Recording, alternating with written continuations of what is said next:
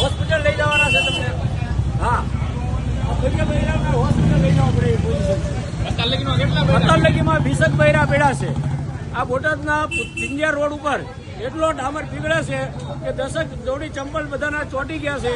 અને આ બેન જો અત્યારે પડી ગયેલા દેખાય છે કે બેનને તાત્કાલિક હોસ્પિટલ લઈ જવામાં આવે છે. આ માડી છે, એમને તાત્કાલિક હોસ્પિટલ લઈ જવામાં આવે છે. અને આપણા પગ ચોંટી ગયા છે, ડામર ચોંટી ગયો છે. સાહેબ, આનો તાત્કાલિક નિર્ણય કરો અને તાત્કાલિક ગાડી મોકલીને તમે રેપો વકીલ હાલવાનો રસ્તો બનાવી દો. અત્યારે તમે જોઈ શકો છો, સવારે 10:30 થી લઈ રોડની પરિસ્થિતિ બહુ ખરાબ છે. જનતા પરેશાન થઈ રહી છે.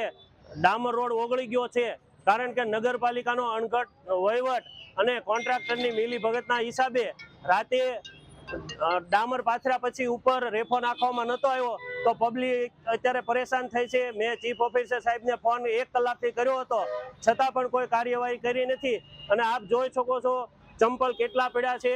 અને વડીલો, બહેનો, માતાઓ હેરાન થાય છે, બુઝુર્ગો પણ હેરાન થાય. હાથ પકડી અને આપણે ટ્રાફિકના જે અધિકારીઓ છે એ મદદ કરી રહ્યા છે. અત્યારે ધૂળ ઉડાડે છે તો લોકોની દુકાનોમાં તે પણ તકલીફ પડે છે. તો યોગ્ય કરવા મારી બોટાદ નગરપાલિકા અને 40 સીટો ભાજપને આપી છે, તો કોર્પોરેટરો એકેય પણ દેખાતા નથી. તો યોગ્ય કરવા વિનંતી.